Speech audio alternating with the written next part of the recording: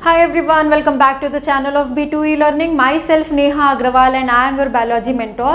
Start कर रहे हैं बेटा another topic of biotechnology and its application, that is transgenic animal. देखो इस चैप्टर में फिर से रिकॉल करती हूँ, हम क्या पढ़ रहे हैं, बायोटेक्नोलॉजी का एप्लीकेशन पढ़ रहे हैं. उसमें हमने एग्रीकल्चर की फील्ड में सारा कुछ पढ़ लिया जो हमें नीट के लिए पढ़ना था. फिर हमने मेडिसिन की फील्ड में पढ़ा क्या क्या बायोटेक्नोलॉजी का एप्लीकेशन है और उसकी एनसीईआरटी भी कवर की. अब थर्ड एप्लीकेशन पढ़ रहे हैं बेटा कि हमने बायोटेक्नोलॉजी का इस्तेमाल करके ट्रांसजेनिक एनिमल्स बनाए हैं. ट्रांसजेनिक एनिमल्स मतलब वो एनिमल्स जो कि जेनेटिकली मॉडिफाइड हैं, वो एनिमल्स जो कि जेनेटिकली मॉडिफाइड हैं. मतलब हमने कुछ एनिमल्स लिए और उनके जीन्स में कुछ चेंजेस कर दिए, कुछ मैनिपुलेशंस कर दिए, जिसके बाद हम उनको जेनेटिकली मॉडिफाइड एनिमल्स बोल रहे हैं. ये हम कैसे करते हैं? रिकॉम्बिनेंट डीएनए टेक्नोलॉजी का इस्तेमाल करके, जेनेटिक इंजीनियरिंग का इस्तेमाल करके, यानी कि बायोटेक्नोलॉजी और उसकी टेक्निक्स का इस्तेमाल करके. ठीक है, सबसे पहले यहाँ पढ़ते हैं बेटा ट्रांसजेनिक एनिमल्स क्या होते हैं. एक सिंपल सी डेफिनेशन दी हुई है. What are transgenic animals? Animals that have had their DNA manipulated. आपने किसी एनिमल के डीएनए में थोड़ा सा चेंज कर दिया.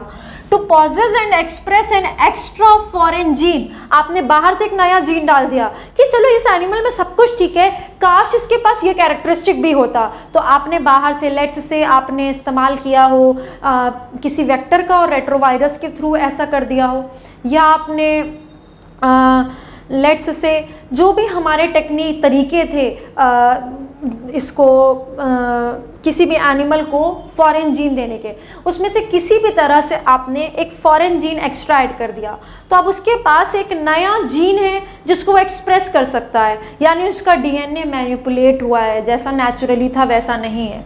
तो उन्हीं को हम क्या कहते हैं बेटा? ट्रांसजेनिक एनिमल्स कहते हैं. उन्हीं को हम क्या कहते हैं? ट्रांसजेनिक एनिमल्स कहते हैं. ठीक है, अगला क्वेश्चन ये पूछा जाता है बेटा, नीट का ये क्वेश्चन भी रह चुका है कि कौन कौन से ट्रांसजेनिक एनिमल्स बन चुके हैं. ट्रांसजेनिक रैट्स बन चुकी हैं, रैबिट्स बन चुके हैं, पिग्स बन चुके हैं, sheep, cows and fish have been produced. Although over 95% of all existing transgenic animals are mice. बेटा जितने भी ट्रांसजेनिक एनिमल्स हैं, देखो rat, rabbit, pig, sheep, cow, fish, ये सब बन चुके हैं. इसमें से 95% से ज़्यादा एनिमल्स क्या हैं? माइस. क्योंकि इनका लाइफ स्पैन थोड़ा छोटा होता है, एक्सपेरिमेंट्स करने के लिए बहुत इजी होते हैं. जैसे आपको याद होगा इवोल्यूशन में ए वीजमैन साहब ने एक एक्सपेरिमेंट किया था जिसमें रैट की टेल को बार बार उन्होंने कट किया और एक थ्योरी भी दी थी, नाम याद होगा आपको. ठीक है, तो सबसे पहले जैसे हमने लेमार्क थ्योरी पढ़ी थी, उसके बाद हमने बोला नहीं जर्म प्लाज्म थ्योरी करते हैं, और जर्म प्लाज्म थ्योरी किसने दी थी? ए वीजमैन साहब ने दी थी. और इसलिए उन्होंने 20 जनरेशन्स तक चूहे की पूंछ कट करके देखा था कि क्या ये कैरेक्टर नेक्स्ट जनरेशन में पास ऑन हो रहा है या नहीं हो रहा है. अगर याद नहीं आ रहा है तो एक बार रिवाइज कर लेना. ठीक है, चलो, तो ऐसे सब कुछ है. इसमें एक एडिशन और करेंगे बेटा, transgenic rat, rabbit, pig, sheep, cow, fish, और एक और ऐड करेंगे मंकीज. एक और ऐड करेंगे बेटा मंकीज. ट्रांसजेनिक मंकीज भी बन चुके हैं. ठीक है, ट्रांसजेनिक मंकीज भी बन चुके हैं. ये बेटा अच्छे से याद रखना है आपको, प्रीवियस ईयर क्वेश्चन है, ध्यान रखिएगा. जितने भी ट्रांसजेनिक एनिमल्स हैं उसमें से 95% से ज़्यादा क्या है? माइस हैं. Why are these animals being produced? अब क्वेश्चन ये आता है कि मैम ट्रांसजेनिक एनिमल क्यों बना रहे हैं? क्रॉप तो पता चल रहा है क्यों बना रहे हैं, क्योंकि हमको खाने की क्वालिटी अच्छी करनी है, या हमने जितने भी ऑब्जेक्टिव्स पढ़े थे आपको याद है वो फॉलो करने हैं, या फिर मेडिसिन में भी समझ में आ रहा है कि अर्ली डिटेक्शन करना है, बीमारियों को ठीक करना है, जीन थेरेपी से इंसुलिन बनाने की बहुत ज़रूरत थी. तो ये सब भी बात समझ में आ रही है.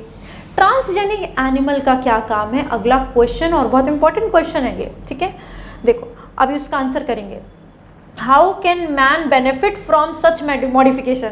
अब इंसान अपने फ़ायदे के अलावा बिना तो कुछ करता नहीं है. कोई भी रिसर्च, डीएनए निकालना, किसी एनिमल को ट्रांसजेनिक बनाना, ये किसी फ़ायदे के बिना तो किया नहीं जा रहा है. तो ऐसे कौन से फ़ायदे हैं? Let us try and explore some of the common reasons. हम कुछ रीजंस के बारे में यहाँ पर बात कर रहे हैं. पहला रीज़न बेटा मैं आपको समझाती हूँ, फिर एक बार रीड कर लेंगे इसको, या आप रीड कर लेंगे. Normal physiology and development. मान लो बेटा आपको जानना है कि मैंने एक दवाई, एक ग्रोथ रेगुलेटर बनाया, इससे ग्रोथ होगी. ठीक है, तो आपको उसका इफेक्ट पड़ना है फिजियोलॉजी पे और डेवलपमेंट पे। तो आप सीधे इंसान को तो वो दवाई दे नहीं दोगे, पहले आप जानवरों पे चेक करोगे।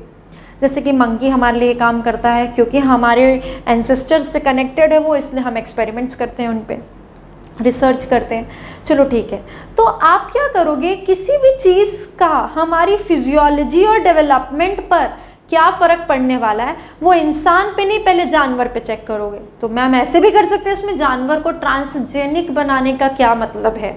एक नॉर्मल साधारण मंकी पर भी तो ये काम किया जा सकता है जो साइंटिस्ट के पास है। हुआ क्या बेटा, मान लो हमने कोई केमिकल का इस्तेमाल किया, ड्रग का इस्तेमाल किया और उसका इफेक्ट देखना चाहते हैं। एक मंकी में वो इफेक्ट देखने के लिए मान लो हमको 20 साल वेट करना पड़ा, ठीक है? अच्छे से सुनना, तभी आप अच्छे से डिकोड करोगे तो आपको समझ आएगा। आपको 20 साल वेट करना पड़ा। कितना अच्छा हो अगर हम उस मंकी में कोई ऐसा जीन बाहर से पहुंचा दें कि वो मंकी को हम ऐसे ट्रांसजेनिक बना दें कि वो जो नया ट्रांसजेनिक मंकी है वो वही इफेक्ट 5 दिन में दे दे। समझ में आ रही है आपको बात? तो अब आपको अपने एक्सपेरिमेंट के लिए 20 साल वेट नहीं करना पड़ेगा। मान लो एक्सपेरिमेंट फेल हुआ, आपने फिर किया, फेल हुआ, फिर किया, तो 20 ऐसे करके आपके 60 साल तो ऐसे ही चले जाएंगे। तो एक्सपेरिमेंट्स कैसे होंगे? समझ में आ रही है बात? तो हम ट्रांसजेनिक एनिमल्स का यूज़ कर सकते हैं नॉर्मल फिजियोलॉजी एंड डेवलपमेंट को पढ़ने के लिए, बट अब ट्रांसजेनिक एनिमल्स से क्या होगा, उस हम इफेक्ट को बहुत फास्ट पढ़ सकते हैं। स्टडी ऑफ डिजीज, आपको कोई बीमारी के बारे में पढ़ना है तो आप इंसान पे तो पढ़ोगे नहीं, आप किस पे पढ़ोगे? जानवर पे पढ़ोगे। और वही बीमारी का स्टडी जल्दी करने के लिए आप ट्रांसजेनिक एनिमल का इस्तेमाल कर सकते हो। बायोलॉजिकल प्रोडक्ट्स पाने के लिए, कि भाई अगर मान लीजिए हमको कोई प्रोडक्ट किसी जानवर से चाहिए, ठीक है, तो कोई प्रोडक्ट हमको किसी इंसान से चाहिए, तो हम बार बार इंसान का ब्लड निकाल के उसमें से एंटीकोगुलेंट तो निकालते नहीं रहेंगे। कितना अच्छा अगर हमको किसी एनिमल से वो बायोलॉजिकल प्रोडक्ट मिल जाए। फॉर एग्जांपल अगर वो मेडिसिन की फील्ड में बहुत इंपॉर्टेंट प्रोडक्ट है तो हम जानवरों से वो प्रोड्यूस करा सकते हैं। पर नॉर्मल जानवर वो प्रोड्यूस नहीं करता है। मान लो इंसान की बॉडी में वो प्रोडक्ट पाया जाता है, तो उस जानवर में आपको इंसान का वो जीन डालना पड़ेगा और बायोलॉजिकल प्रोडक्ट प्रोड्यूस कराना पड़ेगा। तो इसमें ट्रांसजेनिक एनिमल आपकी हेल्प करते हैं। वैक्सीन सेफ्टी, अगर आपको वैक्सीन की सेफ्टी चेक करनी है तो सीधे इंसान पे अगेन वैक्सीन नहीं लगाएंगे, आप किस पे चेक करेंगे? एनिमल्स पे। और वाई ऑन ट्रांसजेनिक एनिमल्स, ताकि वैक्सीन सेफ है या नहीं है वो आपको जल्दी से जल्दी पता चल जाए। केमिकल सेफ्टी टेस्टिंग सेम ऐसा ही है बेटा, जैसे आप नॉर्मल फिजियोलॉजी एंड डेवलपमेंट पढ़ रहे हैं, वैसे कोई एक नया केमिकल ह्यूमंस के लिए कितना सेफ है या आप एनिमल्स पे चेक करिए। और अगर आप ट्रांसजेनिक एनिमल पे चेक कर रहे हैं तो आप उसका इफेक्ट जल्दी देख सकते हैं। बस इसी को मैं एक बार आपको रीड करा देती हूँ, ठीक है? देखो, normal physiology and development, transgenic animals can be specifically designed to allow the study of how genes are regulated and how they affect the normal functions of the body and its development. For example, study of complex factors involved in growth such as insulin like growth factor. हमारी body में बहुत सारे ऐसे factors होते हैं बेटा जो growth में इन्वॉल्व होते हैं और वो बहुत कॉम्प्लेक्स भी होते हैं। तो वही लिखा है, अगर आपको किसी कॉम्प्लेक्स फैक्टर का स्टडी करना है जो कि ग्रोथ में इन्वॉल्व है, जैसे कि इंसुलिन लाइक ग्रोथ फैक्टर, कुछ इंसुलिन के जैसे ग्रोथ फैक्टर होते हैं जो हमारी ग्रोथ में इन्वॉल्व होते हैं, तो आपको इसका स्टडी करना है तो आप ट्रांसजेनिक एनिमल पे कर दो। By introducing genes from other species that alter the formation of this factor and studying the biological effects that result, information is obtained about the biological role of factor in the body. अब आपको लग रहा होगा थोड़ा सा ये tough, देखो मैं इसको समझाती हूँ क्या दिया। यहाँ पर ध्यान देना, by introducing genes from other species that alter the formation of this factor, मतलब कि जैसे कि ये इधर देखो, हालांकि वो heading is enough but NCERT decode करना इज ज़रूरी, इसलिए हम इसको थोड़ा सा समझ लेते हैं कि मान लो बेटा लेट्स से ये एक ऑर्गेनिज्म है, ठीक है, ये कोई एनिमल है, आपने इसको ट्रांसजेनिक एनिमल बना दिया, इसको आपने ट्रांसजेनिक एनिमल बना दिया, ठीक है। इस ट्रांसजेनिक एनिमल में आप किसी जीन के बारे में पढ़ना चाहते हैं या किसी फैक्टर के बारे में पढ़ना चाहते हैं। लेट्स से कोई ग्रोथ फैक्टर है, ठीक है, वो कोई पर्टिकुलर फंक्शन कर रहा है, करने दो, ठीक है। अब आप ट्रांसजेनिक एनिमल में क्या करोगे, ट्रांसजेनिक एनिमल में बाहर किसी और स्पीशीज से कोई जीन ले लो और इसको इस सेल के अंदर इंट्रोड्यूस करा दो, जिससे देखो कि ये फंक्शन हो रहा है या नहीं हो रहा है, ठीक है, इस ट्रांसजेनिक एनिमल में।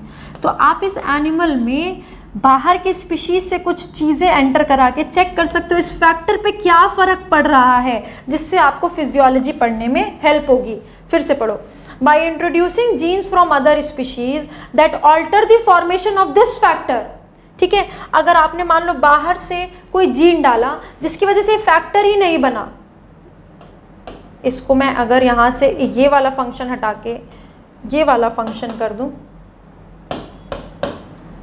फिर से एक बार समझो, अगर मान लो हमने बाहर से कोई ऐसा जीन डाला जिससे ये फैक्टर ही नहीं बना तो ये फंक्शन नहीं होगा, राइट। तो वही चीज़ लिखी हुई है बेटा, by introducing genes from other species that alter the formation of this factor and studying the biological effects that result, कि वो फैक्टर नहीं बना तो क्या हुआ, इससे आप क्या कर सकते हैं, इंफॉर्मेशन ऑब्टेन कर सकते हैं कि वो फैक्टर कितना इंपॉर्टेंट है।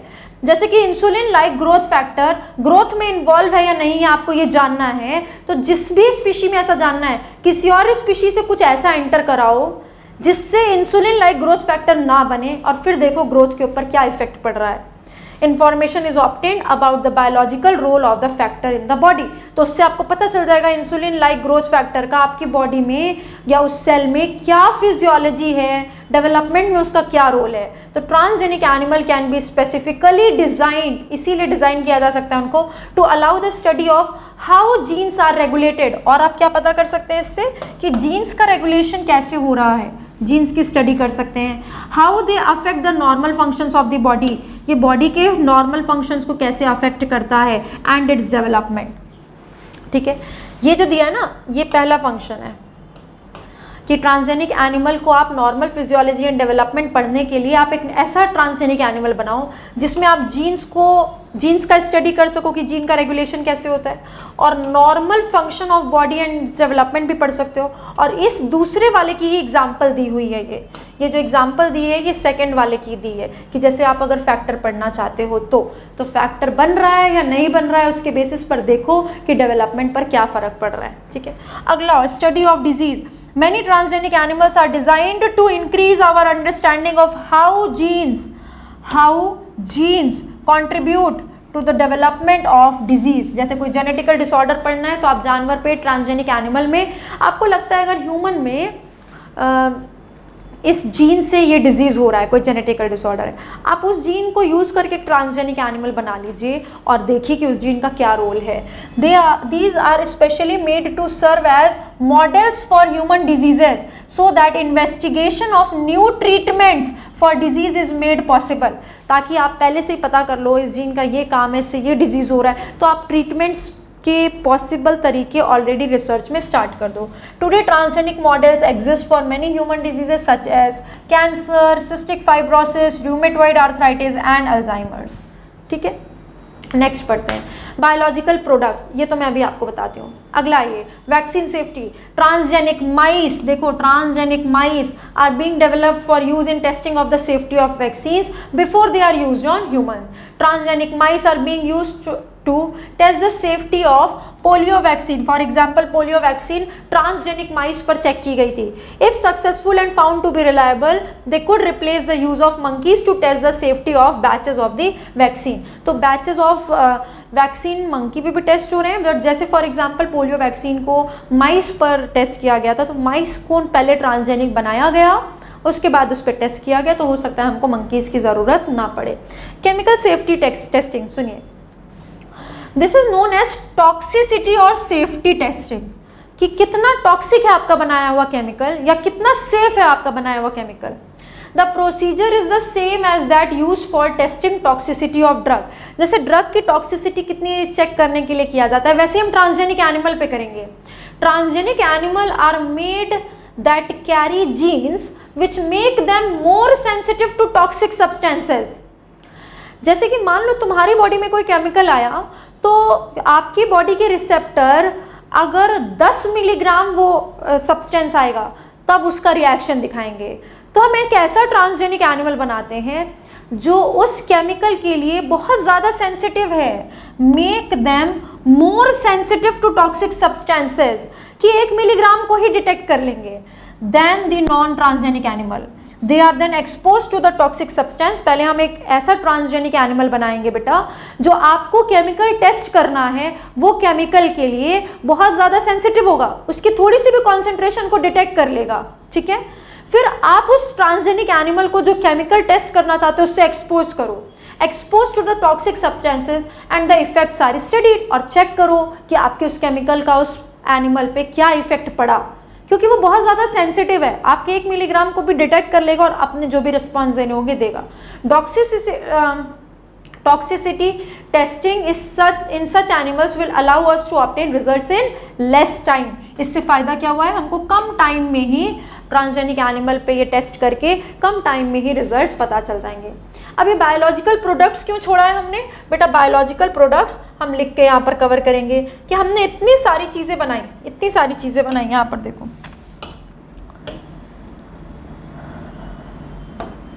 देखो जैसे आपने ट्रांसजेनिक मंकी बनाया, मंकी की एक एग्जाम्पल है एंड आई, ठीक है, अभी वो लिखती हूँ। रैबिट हो गया, पिग हो गया, शीप हो गया, शीप की भी एक एग्जाम्पल है, ठीक है। काउज हो गए, काउज की भी एक एग्जाम्पल है, फिश की भी एक एग्जाम्पल है। चलो नेक्स्ट पेज पे लिख देती हूँ, ठीक है। देखो आपने बेटा ट्रांसजेनिक एनिमल्स में क्या क्या एग्जाम्पल करी, वो जो आपने पीछे पढ़ी, उसमें से फॉर एग्जाम्पल हम लिख रहे हैं ट्रांसजेनिक मंकी। इस ट्रांसजेनिक मंकी की एक एग्जाम्पल है, इस ट्रांसजेनिक मंकी की एक एग्जाम्पल है एंड आई, ऐसे ही लिखना है, AND कैपिटल आई स्मॉल। तो एंड आई एक ट्रांसजेनिक मंकी का नाम है, ठीक है। दूसरा सेकेंड एग्जाम्पल ट्रांसजेनिक शीप की एग्जाम्पल होती है बेटा ट्रेसी। ट्रेसी अगर नाम आप सुनेंगे तो आप समझ जाएंगे कि एक ट्रांसजेनिक शीप है। वैसे ही बेटा फिश, ट्रांसजेनिक फिश में एक एग्जाम्पल होती है सैल्मन। सैल्मन मछली का सबने नाम सुना है, ठीक है। तो ये हो गई एक, ठीक है। उसके अलावा और तो काउस, काउस देखिए, ट्रांसजेनिक काउ, रोजी, रोजी एक ट्रांसजेनिक काउ है। अब कुछ ना कुछ ह्यूमंस अपना फ़ायदा देख रहे होंगे इसमें, तो उनका फ़ायदा क्या है ये देखो। जैसे ये जो फिश है ना salmon, this transgenic salmon was the first transgenic animal for food, for food मतलब हायर, नॉर्मल सैल्मन से ज़्यादा न्यूट्रिशन होता है ट्रांसजेनिक सैल्मन में। तो ये पहली बार ऐसा एक ट्रांसजेनिक एनिमल बनाया गया था, ट्रांसजेनिक एनिमल, क्रॉप की बात नहीं करें, एनिमल जिसमें फूड के लिए, खाने के लिए इनको बनाया गया था, ना कि किसी बायोलॉजिकल प्रोडक्ट के लिए, ठीक है। रोजी बेटा, रोजी एक ट्रांसजेनिक काऊ है जो जिसके मिल्क में एक ह्यूमन प्रोटीन पाया जाता है, human protein. This human protein is alpha lactalbumin, alpha lactalbumin. Alpha lactalbumin नाम का एक ह्यूमन प्रोटीन पाया जाता है विच इज 2.4 ग्राम पर लीटर। रोजी के 1 लीटर मिल्क में 2.4 gram of human protein alpha lactalbumin पाया जाता है, ठीक है। वैसे ये ट्रेसी, ट्रेसी एक बायोलॉजिकल प्रोडक्ट प्रोड्यूस करती है that is alpha 1 antitrypsin, alpha 1 antitrypsin which is used in treatment of emphysema. Emphysema आप सबको पता है, आपने रेस्पिरेशन में पढ़ा हुआ है। It is generally cause due to cigarette smoking and इसमें होता क्या है, एल्वियोलाई की सरफेस डिजेनरेट कर जाती है जिसकी वजह से सरफेस एरिया रिड्यूस हो जाता है for the exchange of gases. तो एम्फाइसेमा के ट्रीटमेंट के लिए no doubt emphysema is a chronic disorder, but फिर भी उसको ठीक करने के लिए आप एज अ डॉक्टर जो मेडिसिन देते हो, one of the medicine is alpha 1 antitrypsin which is produced from Tracy, ठीक है। तो हम ट्रेसी एक ट्रांसजेनिक शीप है, इससे ट्रेसी को कंफ्यूज नहीं करना है डॉली, पॉली और मॉली से। डॉली, पॉली, मॉली वो अलग बात है। जैसे Dolly is the first cloned mammal, पहली बार जो मैमल क्लोन हुआ है दैट इज डॉली, उसका नाम डॉली रखा गया था। एक शीप की सोमैटिक सेल ली गई, दूसरे शीप की जर्म सेल का न्यूक्लियस लिया गया, इसको फ्यूज करा के एक तीसरी शीप के अंदर इसको रखा गया था और एक पूरा का पूरा शीप तैयार हो गया। तो उसको हम बोलते हैं फर्स्ट क्लोन्ड मैमल। पहली बार किसी मैमल का इस तरह से क्लोन बनाया गया था। क्लोन क्यों बोल रहे हैं, क्योंकि बेटा इसमें सारे कैरेक्टर डॉली में किसके थे, उस वाले पेरेंट के थे जिसके हमने एग का न्यूक्लियस यूज़ किया था, ठीक है। क्योंकि जनरली तो ऐसा होता है ना, 2 गैमीट्स मिलेंगे, वैसा नहीं हो रहा, क्लोन तैयार हो रहा है, या आप 8th क्लास में पढ़ते हुए हो, ठीक है। वैसे उसके बाद पॉली और मॉली बनी थी, वैसे ट्रेसी बनी है, but Tracy is transgenic sheep, Tracy is transgenic sheep. ये सब की सब इयान विल्मट ने बनाई है रोजलिन इंस्टीट्यूट में, Roslin Institute which is situated in Scotland. Scotland में रोजलिन इंस्टीट्यूट है। इयान विल्मट ने डॉली भी बनाई थी, ट्रेसी भी उन्होंने बनाई, इनफैक्ट पॉली मॉली भी उन्होंने बनाई है, ठीक है। And I is name of a transgenic monkey, ठीक है। अब इसको पढ़ेंगे तो हमको समझ में आ जाएगा बायोलॉजिकल प्रोडक्ट्स, ठीक है। मंकीज़ की एग्जाम्पल हो गई, आप लिखना चाहें तो लिख सकते हैं एंड आई। रैट्स आपको पता है 95% से ज़्यादा क्या होते हैं, माइस। रैबिट्स हो गए, पिग्स हो गए, शीप की भी अब आपको एग्जाम्पल पता है ट्रेसी, काउस की भी आपको एग्जाम्पल पता है रोजी, एंड फिश भी आपको पता है salmon which is the first transgenic animal for food. बाकी रोजी किस लिए है, ट्रांसजेनिक काउ, लैक्टोल्ब्यूमेन। शीप में ट्रेसी क्यों है, अल्फा-1 एंटीट्रिप्सिन, ठीक है। अब देखो यहाँ पे medicine required to treat certain human diseases can contain biological products but such products are often expensive to make. Transgenic animals that produce useful biological products can be created by the introduction of the portion of DNA or gene which codes for a particular product. एक particular product के लिए जो gene code करता है वो आप किसी animal में डाल सकते हो जिससे वो ट्रांसजेनिक बन जाएगा और उससे आप वो बायोलॉजिकल प्रोडक्ट निकाल सकते हो, ठीक है। For example human protein alpha one antitrypsin, ये भी एक ह्यूमन प्रोटीन है, इसको भी यहाँ पे भी लिख लो बेटा, अल्फा-1 एंटीट्रिप्सिन ह्यूमन प्रोटीन, ये एक ह्यूमन प्रोटीन है, ठीक है। Alpha lactalbumin and alpha one antitrypsin ये ह्यूमन प्रोटीन्स हैं, ठीक है। Human protein alpha one antitrypsin used to treat emphysema. Similar attempts are being made for treatment of phenylketonuria and cystic fibrosis को ठीक करने के लिए भी ऐसे अटेम्प्ट किए जा रहे हैं जैसे एम्फाइसेमा के लिए किया है। इन 1997 ईयर वाले फ्लैश कार्ड में ऐड कर लीजिएगा। First transgenic cow Rosie produced human protein enriched milk. इसके मिल्क में क्या था, ह्यूमन प्रोटीन था। ह्यूमन प्रोटीन से एनरिच्ड मिल्क प्रोड्यूस हुआ 2.4 ग्राम्स पर लीटर। रोजी के पर लीटर मिल्क में बेटा 2.4 ग्राम ह्यूमन प्रोटीन अल्फा लैक्टोल्ब्यूमेन पाया गया, ठीक है। तो अल्फा लैक्टोल्ब्यूमेन का नाम नहीं दिया है। 1997 first transgenic cow Rosie produced human protein enriched milk 2.4 grams per litre. आगे नाम मिलेगा आपको। The milk contained the human alpha lactalbumin and was nutritionally a more balanced product for human babies than natural cow milk. Normal cow के milk से ज़्यादा nutritionally अच्छा था, balanced था रोजी का मिल्क, जिसमें नॉर्मल सारे न्यूट्रिशन के अलावा पर लीटर मिल्क में 2.4 ग्राम ह्यूमन प्रोटीन अल्फा लैक्टोल्ब्यूमेन पाया गया। एक और ह्यूमन प्रोटीन की हम बात कर रहे हैं, alpha one antitrypsin which is used to treat emphysema and is produced from Tracy which is a transgenic sheep and Rosie is the first transgenic cow which is formed in 1997, ठीक है। तो इतना है बेटा। इसमें बेसिकली जो क्वेश्चन सबसे ज़्यादा पूछने के चांसेस होते हैं वो यही होते हैं, अल्फा-1 एंटीट्रिप्सिन, ट्रेसी, रोजी, लैक्टोल्ब्यूमेन, 2.4 ग्राम्स। ध्यान रखिएगा ऑप्शंस भी ऐसे बनते हैं 2.4, 4.2, तो बच्चे कभी कभी कंफ्यूज होकर गलत लगा देते हैं आंसर, ठीक है। तो this is 2.4 gram. This is all about the transgenic animals, ठीक है। बस इसको आप एनसीईआरटी से करके कॉपी में छोटी छोटी बातें लिख सकते हैं, 95% वाली, और ये जो आपको एग्जाम्पल्स पता है बायोलॉजिकल प्रोडक्ट्स वाली, दैट्स इट, ठीक है। तो यहाँ पर कवर होता है हमारा ट्रांसजेनिक। अब आपके चैप्टर में एक लास्ट टॉपिक दिया हुआ है एथिकल इश्यूज कि बायोटेक्नोलॉजी करने के लिए हमको कुछ एथिक्स का भी ध्यान रखना होता है। तो एक लास्ट लेक्चर में हम सारे के सारे एथिकल इश्यूज एंड अगेन उसकी एनसीईआरटी ज़्यादा इंपॉर्टेंट है बेटा। जिसकी एनसीईआरटी ज़्यादा इंपॉर्टेंट होती है कि सिर्फ एनसीईआरटी मेनली कवर करनी है, वो हम एनसीईआरटी करते हैं। जो टॉपिक ज़्यादा अंडरस्टैंडिंग होता है और उसके नोट्स ज़्यादा इंपॉर्टेंट होते हैं वो हम साथ साथ नोट्स बनाते चलते हैं, ठीक है। तो नेक्स्ट लेक्चर में अब मैं आपको एथिकल इश्यूज कवर कराऊंगी।